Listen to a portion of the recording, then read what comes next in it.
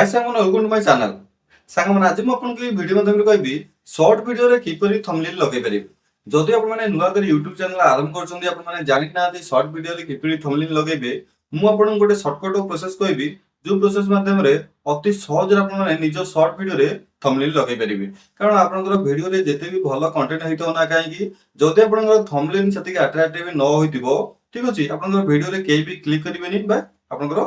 Short video रे view आसीबनी कि आपनकर सब्सक्राइबर बढ़िबेनी सर्वप्रथम नुआ नुआ यूट्यूबर माने सेमाने भूल कर दियंती जे कोन से रैंडम टॉपिक ऊपर वीडियो तो बनांदी अपलोड भी करंती किंतु तांकर थंबनेल टा भलो भाबरे डिजाइन करी लगेइ पारंत नै जदि आपन माने शॉर्ट वीडियो रे थंबनेल न लगेबे आपन माने 100 शॉर्ट वीडियो अपलोड करंती कि 1000 शॉर्ट वीडियो अपलोड करंतु वीडियो रे केबे भी व्यू जीवनी कि शॉर्ट वीडियो आपनकर वायरल होबनी तेन करी सर्वप्रथम ध्यान रखंतु आपन माने जे कोन से टॉपिक हो जे कोन से कैटेगरी वीडियो करंत ना काहे कि आपन माने जे कोन से वीडियो अपलोड करछंती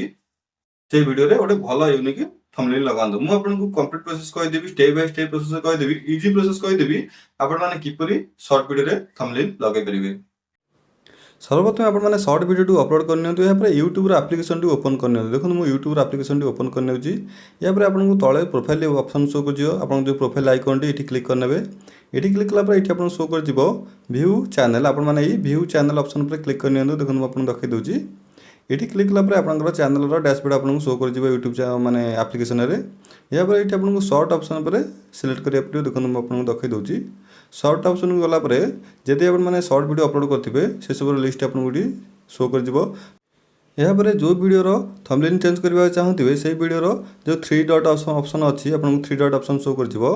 3 डॉट ऑप्शन पर क्लिक कले आपको एडिट ऑप्शन शो कर एडिट ऑप्शन पर क्लिक करने ठीक अच्छे देखो मुझे प्रथम वीडियोटार थंबनेल चेंज करने चाहूँगी तेणुक ये किसी ऑप्शन शो कर आपको ये गोटे पेंसिल आइकन शो कर क्लिक करने ये पेंसिल आइकन पर क्लिक कलापर ये आपको आप वीडियो डैशबोर्ड किसी शो कर ये आपको तले गोटे फ्रेम सिलेक्ट होती आपको शो कर फ्रेम को आप ड्रा कर जो फ्रेम टी आप सिलेक्ट करने चाहते थंबनेल नंबर रखा चाहते सीट आपने रखिपारे देखो यहाँ ड्रा करेंगे आपने फ्रेम टी मुझे सभा लास्ट फ्रेम टी सिलेक्ट कर नौची ऑटोमेटिकली थंबनेल चेंज हो आपने वीडियो टी एडिटिंग करने समय जो थंबनेल टी यूज करने चाहते हैं वीडियो फास्ट हो कि वीडियो लास्ट आपने 2 सेकंड हो गोटे सेकंड आपने से क्लिप टी मैंने अपलोड करनी आप वीडियो लास्ट ये से फ्रेम टी सिलेक्ट कर सेव ऑप्शन पर क्लिक करने अति सहज प्रोसेस आप बेसी किसी झंझट करा पड़ोनी जदि आपने चाहिए आपने से वीडियो जेकोसी पार्ट को थंबनेल नाम यूज करेंगे यहाँ ये सेव ऑप्शन पर क्लिक करने ठीक अच्छे देखो मुझे सेव ऑप्शन पर क्लिक कलापर ऑटोमेटिकली से वीडियोटीर थंबनेल चेंज होगा आपने देखो मुझे आपको देखी दूसरी आउ थे यूट्यूब एप्लिकेशन को शॉर्ट वीडियो ऑप्शन को आसिक देखो से वीडियो माने थंबनेल चेंज होगा यहीपरि भाव में अति सहज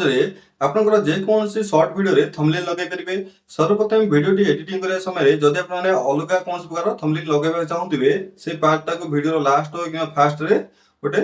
2 ରୁ 3 सेकंड भितर आपने से वीडियो क्लिप टी लगे दिंतु से क्लिप को आपने से वीडियो मध्य लास्ट को सिलेक्ट कर थंबनेल नंबर यूज कर ठीक अच्छे या छड़ा यूट्यूब संबंधित कौन से अन्य प्रकार क्वेश्चन अच्छे करी अच्छे चैनल को सब्सक्राइब कर कमेंट करूँ यार रिप्लाई आपको निदेवी तेज चलो देखा आगे वीडियो रही धन्यवाद।